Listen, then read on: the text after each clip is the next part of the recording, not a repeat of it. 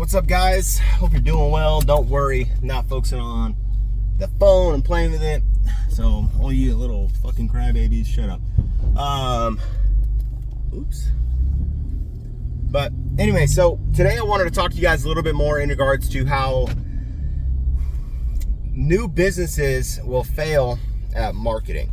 Now, the first real misconception when it comes down to marketing is that having a website is marketing. Having a logo is marketing. That's not correct. Marketing is the overreaching, encompassing thing that oversees all of the tactics and strategies that you use when it comes down to your ultimate marketing. So you guys have got to understand that first and foremost, that, and this is to new businesses.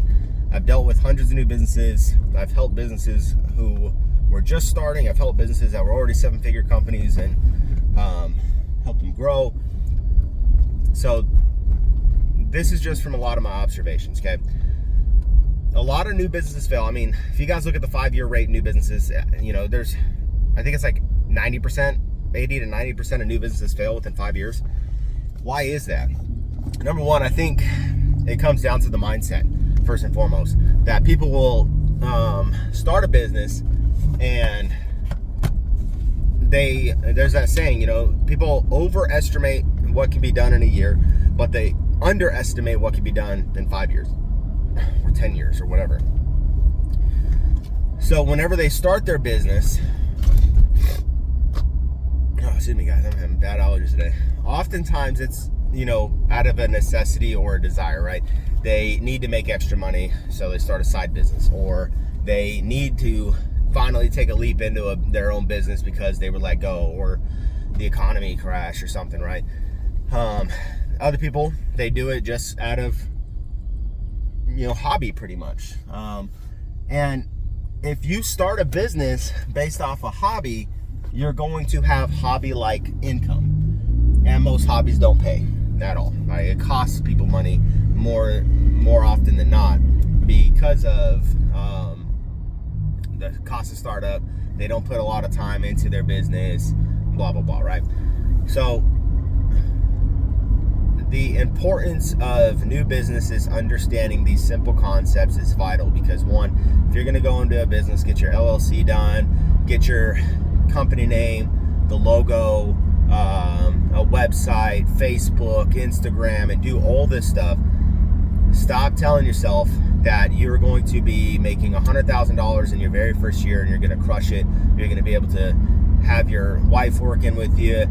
You know, those are great goals to have, but stop putting the expectation on year one. Again, people will overestimate what they can get done in year one.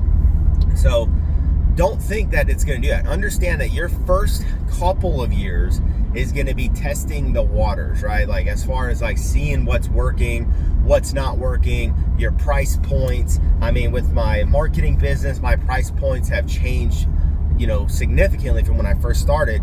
And that can be because your changes can be because of quality of work. It could be because of demand. You know, so many things that will adjust your prices. The same thing with our Rage Room business. Since we opened, we've changed prices. We've launched new packages. We've had new add-ons and new things we do. So like, we're testing with products, and not every add-on is a success. Like there's some that we start that get zero traction, or they weren't worth it to a customer. They're not worth it to us as a business with a profit margin. So you have to understand that there are going to be circumstances coming up that your business is going to shift a lot in the first couple of years, and that's completely okay.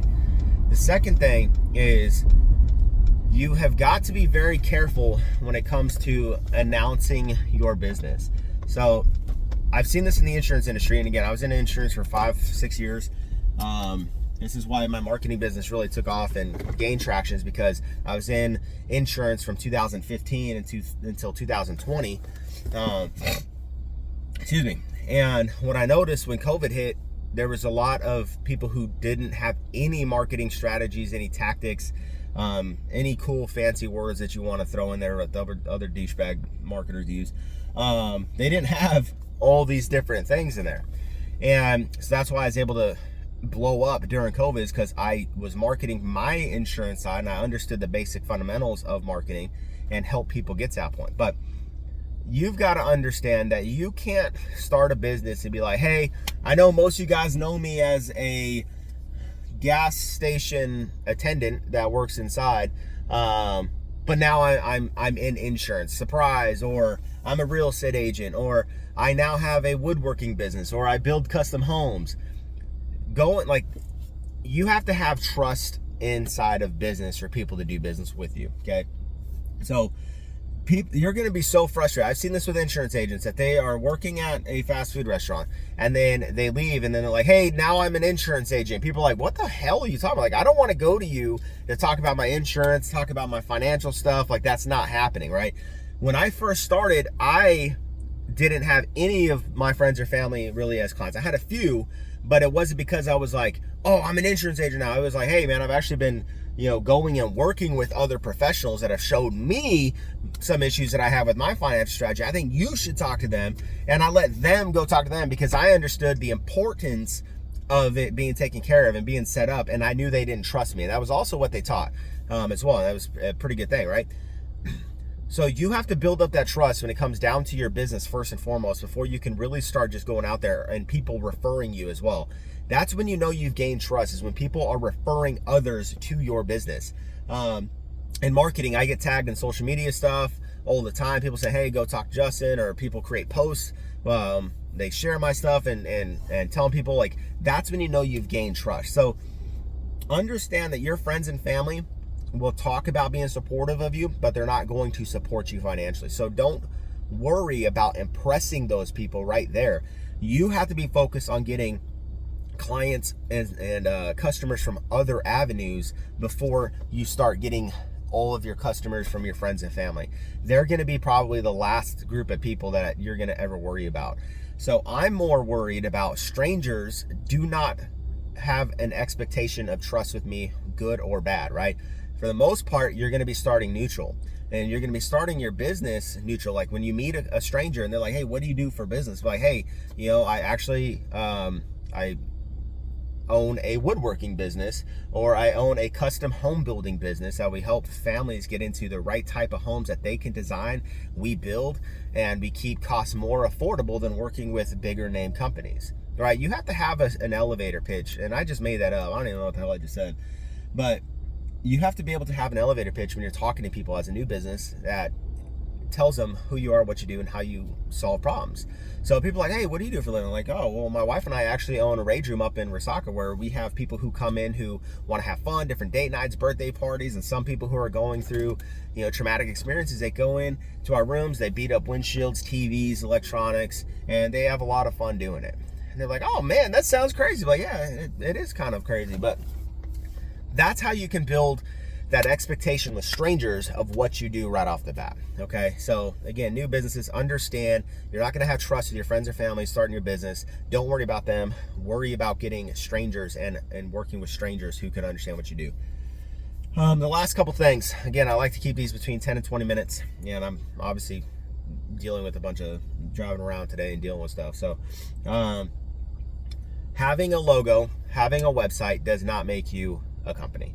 Okay, and again, you can be like, well, I created an LLC, I have a company. Dude, shut the fuck up.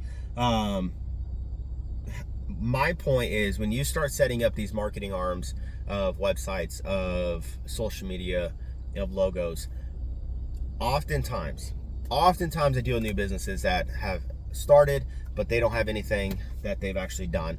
They haven't grown, they haven't made many sales, they're frustrated. It's because they created those 3 categories in their marketing, and then they sat there and waited. A lot of times people think you can create websites, create logos, create LLCs, social medias, put a couple posts out there, put some fancy pictures on a website, and people are suddenly be like, holy shit, I'm going to give you all my money. It's not how it works. Marketing is a portion of this, and Donald Miller talks about this in his books when it comes down to marketing and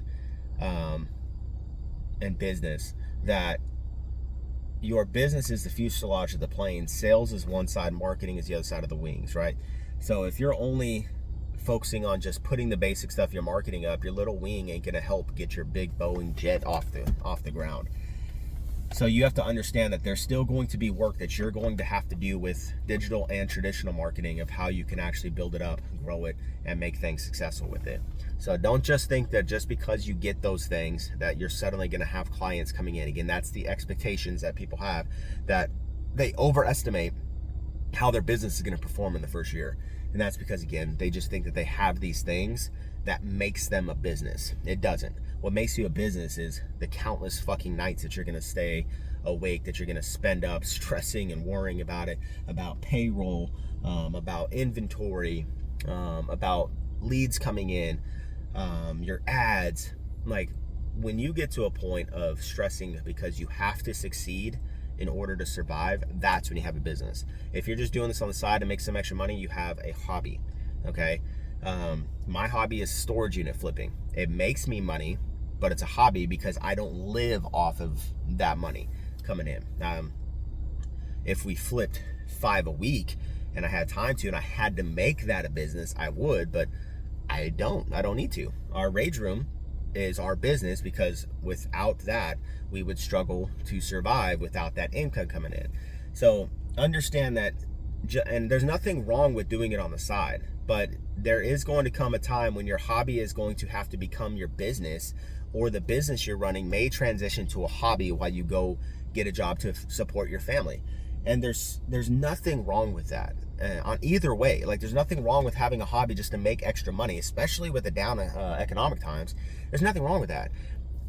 There's also nothing wrong with, if your business is going down, you see like it's financially crushing you, it's killing you. There's nothing wrong with you going and getting a job right now and then having a business on the side as a hobby until things improve. Then you can switch it. Like, I think that all the fucking retarded gurus out there, they will tell you, like, you can't do this or you can't do that, you this, that, and the other. Like, it's okay if you have to go back to working a job. And this is something I saw in the financial industry. One reason why I left the company I was with, because I got tired of hearing it.